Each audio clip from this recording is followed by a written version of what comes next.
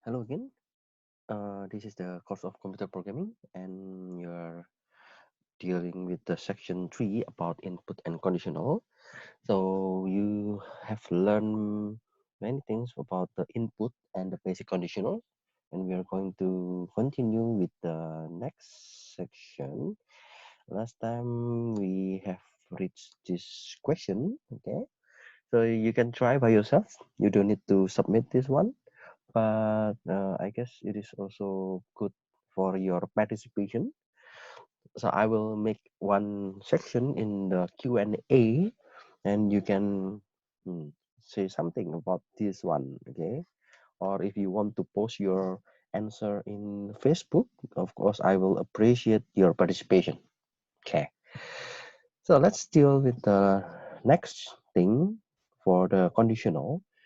It is about the logical operators. If you know, we have dealt with the if, okay, but there might be some more conditions. So the condition can be more than one. It means we need to understand the operators.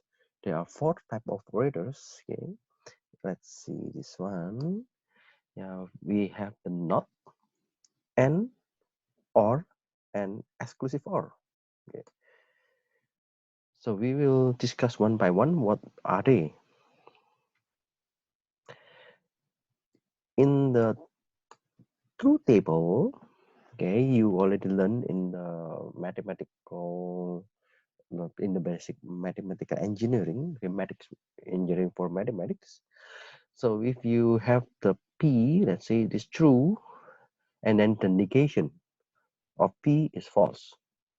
If P is false, then the negation of P is true. Okay, so let's see, I put the exclamatory sign. So this is the exclamatory sign, and you put the 1 is greater than 2. What do you think? 1 is greater than 2? No, okay, it's false, of course. 1 should be less than 2. But we have the negation because it is false. Yeah, this one is false. This one is, oops, yeah, this one is false. So what? This one is false, and we have the negation of false. Then it is true. Okay. What about this? 1 is greater than 0. Yes, it is true, but we have the negation. So true, the negation of true is false. Yeah. So the next truth table is the AND operator. I guess if you know the AND operator, if it is false and false, then the result is false. If it is false and true, then the result is false. If it is true and false, the result is false. If it's true and true, the result is true. So, for example, we have 3 is greater than 2. Yes, it is true. And 5 is greater than equal to 5. True. Because both of them are true, then the result is true. Now we have another condition. 3 is greater than 2. Yes. And 5 is greater than 5. No. Okay. Because we don't have the equal sign here, so it is false. But this one is true. True and false, the result is still false. Okay. The two vertical line indicates the OR operator. Okay, we have false, false, and then of course the result is false. If it is false or true, then the result is true. True or false, the result is true. True and true, the result is true. So we can check this example. 2 is greater than 3, false. 5 is greater than 5, false. Because both of them are false, then the result is false. 3 is greater than 2, true. Or 5 greater than 5. This is false. True or false, and the result is true. Okay. There is another truth table for operator head. Okay, do you know head? It is the what is it? This is the exclusive OR. Okay. If both are false or true, then the result is false. Otherwise, it is true. Okay, let's see. If both of them are false, okay, false and false, then the result is false. If both are true, true, false. Okay, then what is it? Let's see this one. If the age is greater than 34, we assume the age is 24 and the gender is F. Yeah. So this is the age is greater than 24. Is it true? 24 is less than 34. So it is false. And then exclusive or gender equal F. This is true. Okay. So this is false. This is true. So the result is true. Okay. What about this? The result is this one is false and this one is false. Then false. Okay. So do you think that this is quite strange? Okay, let's see. What is the good example of application for this operator? Maybe this example is not that good for the example. Of course, this one is just a simple example. But what is the real world example? Okay, for example, if you are going to a department store and you got a discount. Let's say the discount is because you have the operator, the telecommunication operator, and you can also get the discount because you have credit card. Now you can use the credit card or you can use the telecommunication provider. You can choose one of them, but you cannot use both. Okay, you can use credit card or you can use the telecommunication provider. If you are using both of them, then you cannot get discount. But if you don't have both of them, of course you also cannot get discount. So at least one of them, then you can get discount. That's the example for the exclusive OR. Now let's see this example. Okay.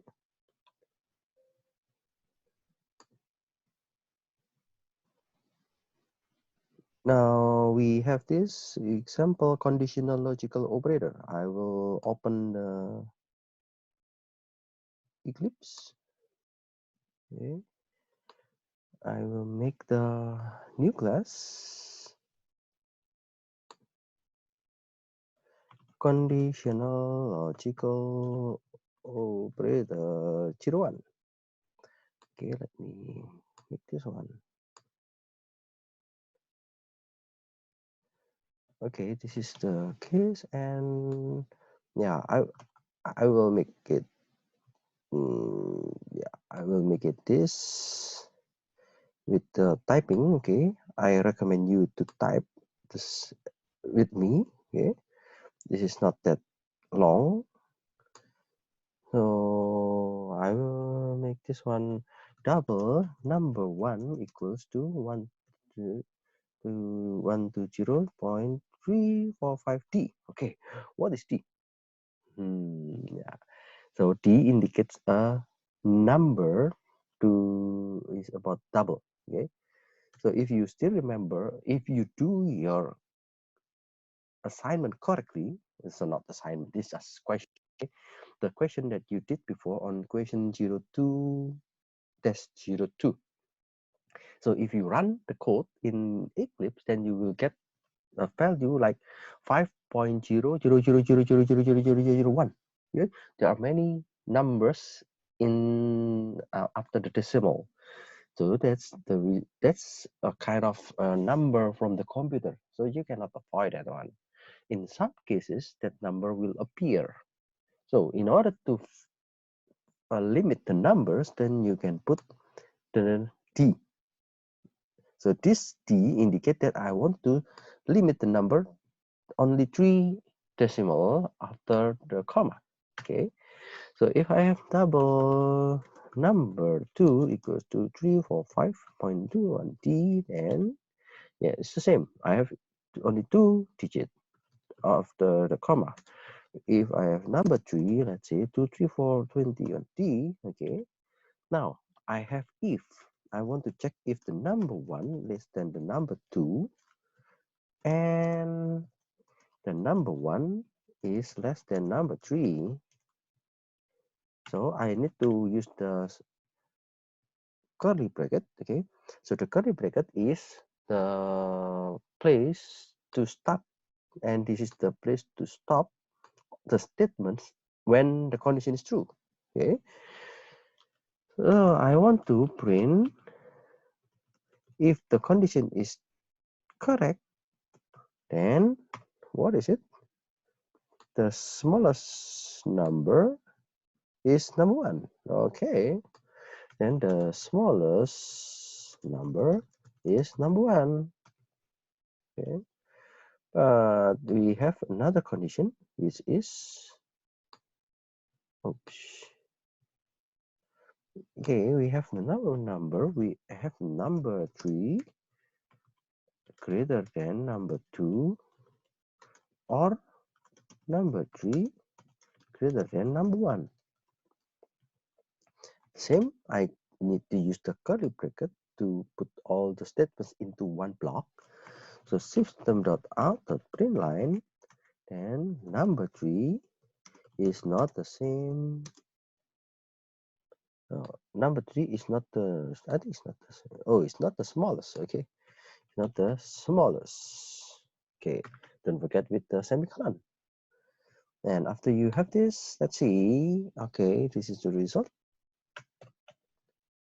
You can run with the control F11. Yep, the smallest number is number 1. But what number about number 3? Yeah, number 3 is not the smallest. Okay. Why it is not printed? Because the condition is not true. Okay. Number 3 is greater than number 2? No, false. Number 3 is greater than number 2? False. Why I have 2? Oh, sorry. This one is number 1. It should be number 1. Okay. So with this kind of condition, yeah, you can make your if. Okay. So this operator will be very useful to combine several conditions.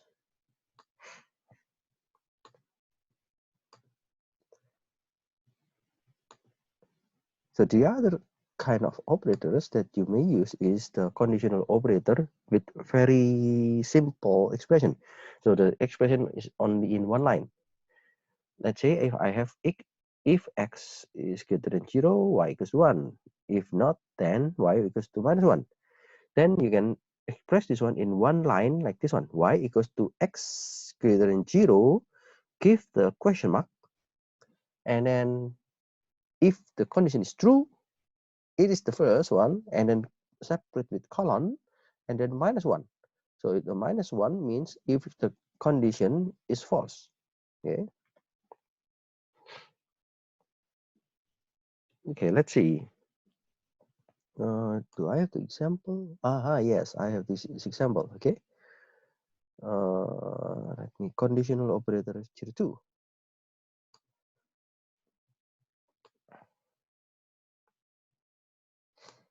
I will make conditional operator.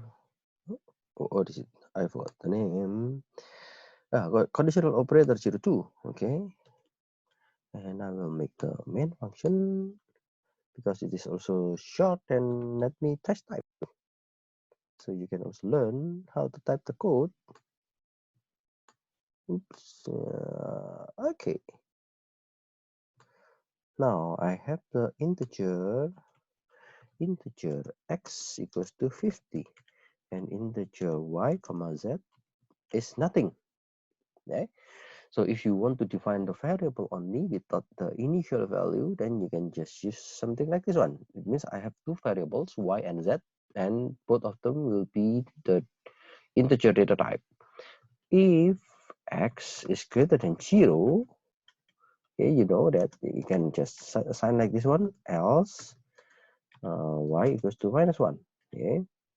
And if I want to print this one, the result is y. So we can also use the very simple way, which is y is x greater than 0, and then give the question mark. 1 and minus 1. So the result will be 1 if the condition is correct, and the result will be minus 1 if the result is false. Then you can use the system.out.println, and then you will print the z. Okay, and the result, yes, you can have the same the same result if for the y and z. Okay. Now if you check the next thing, okay, so if you check the second example, it shows also almost the same examples. So if num of modulo 2 equal 0, what is it? Yeah, we want to know whether it is an even number or an odd number. Then if the remainder is 0 after we divide the 2, then it is even, else it is odd. For this one, you can just give the problem similar to this one. System.out.println num divided by 2 equal 0, and then give the question mark. It is indicating that it is a conditional. And then you will print num is even if the condition is true.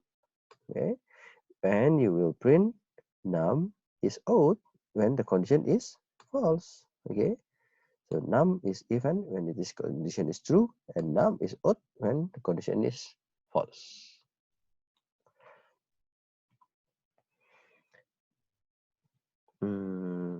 Okay, this is another example. I want to show you how to use the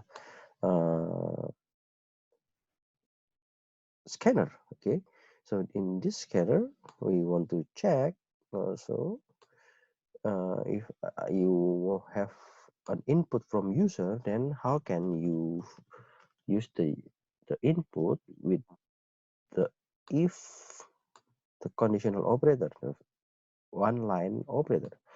Let me just copy and paste for this one. Okay, if you want to practice to type this one, okay, you can practice by yourself. So there's one error. What is the error? Okay, you can check this one. Okay, import scanner. Okay, and after you import the scanner, okay, you can have the import scanner, this one. So this is the code to check if your marks is in between 0 and 100, then it will check. If it is greater than 50, you're pass. If you are not greater than 50, then you're failed. So you can run Control F11 for about 60. Okay, then okay, you're pass. If you run again, for example, 45, okay, you're failed. Okay, so that's all for the conditional with if, and I'm going to continue with the conditional alternative, what we call as switch. Okay, what is switch? So this conditional alternative, we are going to use switch. It is the alternative of if then else. So what is the switch? We can see this is one example. Okay, switch, we have the variable, and the variables here, yeah, I want to have a status, and if the status equals to 0, then you need to compute taxes for single fillers and stop. Okay, if you still remember break. Okay, if you have, oh, okay, break, I think I have not explained break. Okay, anyway, break means stop. Okay, 1, so if the status equals to 1, then compute text and stop. If the status equals to 2, then compute text for married file separately. If case equals to 3, it's something like this one, and default. So if the status not equals to 0, not equals to 1, not equals to 2, not equals to 3, then you need to print errors. The status is not valid. Okay. Now, yeah, this is the flowchart to show the switch function. If the status is 0, then compute text for single values. Break, then it will stop. If the status is 1, then you will do the text formatted file jointly. Stop. If the status is 2, then compute text formatted separately. If the status is 3, then you do this one. If the status is not 0, 1, 2, 3, then default action, which is error. Now, the rules in the switch is, yeah, we need to understand the switch expression. Okay, so the switch expression means the variable that you are going to use. So the variable type, it can be anything. You can use character, you can use byte, you can use short, you can use integer. Okay, and it must be enclosed in parentheses. So the parentheses, okay, you need to put the parentheses. Maybe you will ask, why I cannot use double? Okay, yeah, in this case, double is not recommended, because when you use double, it will have the probability errors because it is the equal. Okay, so if you are checking like 0, 1, 2, 3, then it is equality. And the double, as you might know, before we have the number like 5.000000001. So the exactness is missing with the double value. So we are not, I don't recommend you to use double, but you can use character, byte, short, and integer. For the value, so the value should be the same with the data type. If you are using character, then it should be character. If you use byte, then the number should be less than 128. If you use short, then the number should be less than something of the limit. Okay, and we have the case. So case statement should be in front of the value. So in the case of 0, in the case of 1, in the case of 2, in the case of 3, okay, so you need to express with case before the statement. And note that the value 1 until n are constant. It means that they cannot contain variables in the expression. So if you want to put, for example, I want to check if the summation equals to 1 plus x. Okay, so if you have the 1 plus x in the value, no, it's not possible. Okay, and also you need to understand that the break is optional. It should be used at the end of the case. So if you are making the case, okay, you're like making this kind of case. So at the end of the case, so if you finish with all the statements, then you can use break. So it means you will stop. If the break statement is not present, then the next case statement will be executed. So if there is no break, this one, okay, if there is no break, this one, then it will go to the next case. And the statements will be executed if the condition is true. Okay, okay, so you can see the break. And the default. What is default? The default means, yeah, as you already know, that the default will be executed if all those values are not correct. Okay, so it means it is if, and if it is not correct, then go to the second condition. If, then, and then if that's not correct, then it will go to the next condition. If, then, and then after you check all the conditions, and if all the conditions are not correct, you will go to the default. So the case statements are executed in sequential order, but the order of the cases, including the default cases, does not matter. Of course, yeah, it is good if you have the logical sequence. Okay, you can put the default in the upper side, and some of the cases can be in the lower side. But I just recommend you to use this kind of flow. So I can show you one example, one trace. Okay, let's suppose CH is A. Okay, CH is a character, and then the value is A. So this is the value that I put before the switch statement. Okay, before the switch statement, that I know that CA is a small a, and then after I have this code, then I can check it is it A? Yes. Then I will print A. and then it will go to the next statement, and then it will go to the next statement. Why? Because we don't have brick. Okay. After you finish that one, and then it will go to the next statement. But if you have brick, okay, let's see this example. If you have brick, then you will check if the CH equals to A. Yes, it is true. Then you will print the CH, and after you know the brick, it will stop. Okay, so that's the difference between the switch with brick and without brick. Now let's see this example.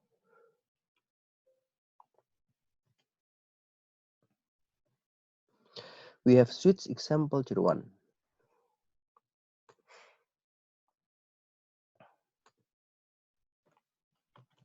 Switch example 01, and then you have the min. And then let's see, I just copy and paste. Oops, sorry. Let me just copy and paste this one. Okay. Then I just copy and paste, and then okay, you have one error, and the error is okay. If you move your mouse here, and then you will see the recommendation, just import the scanner. Now, after you have the scanner, okay, now I use a new variable for this one, input. How many kids do you have? Okay, sorry, this is only an example. I know that all of you have not married yet. Okay, anyway, this is one example. Now, how many kids do you have? And you need to input the value. Now I am using the integer for the data type. So the num is the variable, and I want to check num. If the num is 1, then you must be very happy. If num equals to 2, then oh, perfect. If num equals to 3, then oh, that's awesome. If num equals to 4, you're powerful. And if none of this case, then wow. So maybe someone say that, oh, you don't have kid, or your kid is more than 4. Wow. Okay. Now let's see. Okay, I need to save the file. Okay. Oh, something wrong. What is it? Oh, okay. I missed the one. Okay. Yes. Okay. Be careful when you have the errors like this one. You can see that this. So the X in the red color appears in the code, then it means there is an error there. Okay. So don't forget to fix that error before you send any assignment. Okay. So if you run this, and okay, how many kids do you have? 2. Okay, perfect. And let's see, how many kids you have? 5. Wow. Okay. Yeah, that's one example of the use of switch. Okay. And okay, this is another example, and it is an example without brick. Okay, switch example 02. Let's make another. Let's make another class and switch example 02.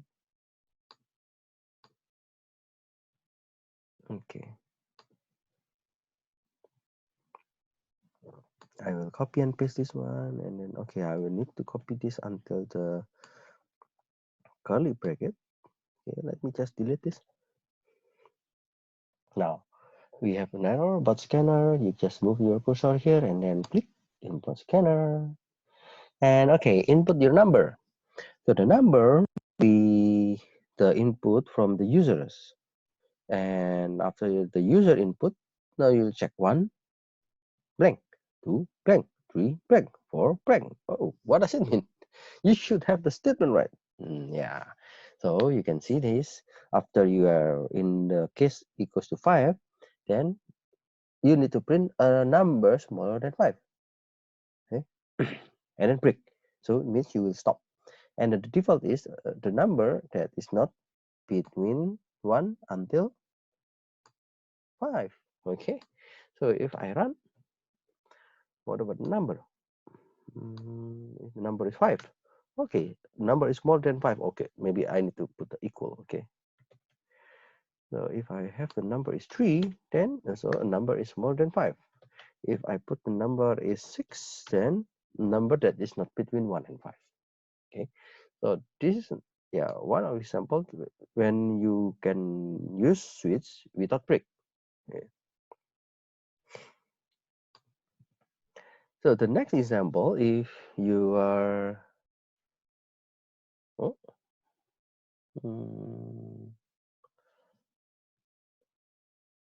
I guess I have one.